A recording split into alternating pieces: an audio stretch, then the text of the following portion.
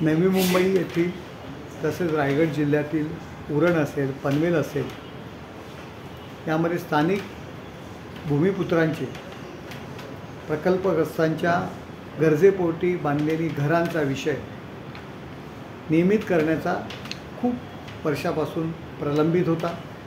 या संदर्भात शासन आदेश 25 फेब्रुवारी 2022 आणि 7 डिसेंबर 2022 रोजी निघालेला, परंतु त्यातील काही जाचक अटी, जाचक नियम आणि भूमिपुत्रांच्या असलेल्या अडचणी यामुळे त्याची अंमलबजावणी होत नव्हती।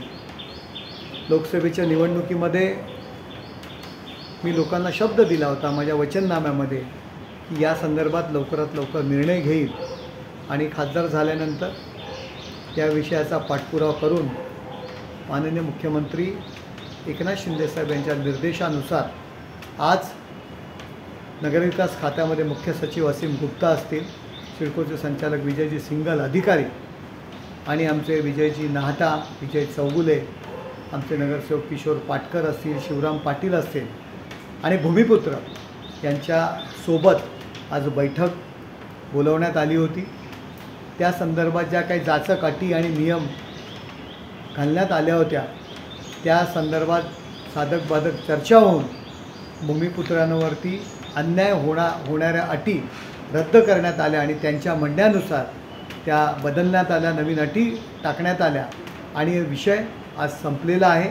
लवकरच येत्या आठवड्याभरामध्ये या ज्या काही गोष्टी आहेत त्याच्यावरती माननीय मुख्यमंत्र्यांची स्वाक्षरी होईल आणि गेले कित्येक वर्ष प्रलंबित असलेला विषय संपणार आहे। त्यांची राहती घरं जुनी झालेली आहेत, मोडकळीस आलेली आहेत, परंतु अनधिकृतचा शिक्का असल्यामुळे त्यांना त्या ठिकाणी त्यांचे विकास करता येत नाही, डेव्हलपमेंट करता येत नाही।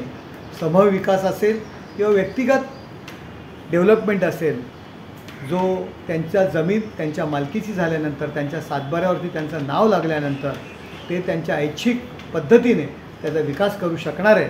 त्यामुळे भूमिपुत्रांना न्याय देण्याचं काम माननीय मुख्यमंत्री एकनाथ शिंदे साहेब यांच्या मार्गदर्शनाखाली आज झालेलं आहे आणि खासदार म्हणून हा विषय मार्गी लागला याचा आज खूप आनंद होत आहे। एबीपी माझा, उघडा डोळे बघा नीट।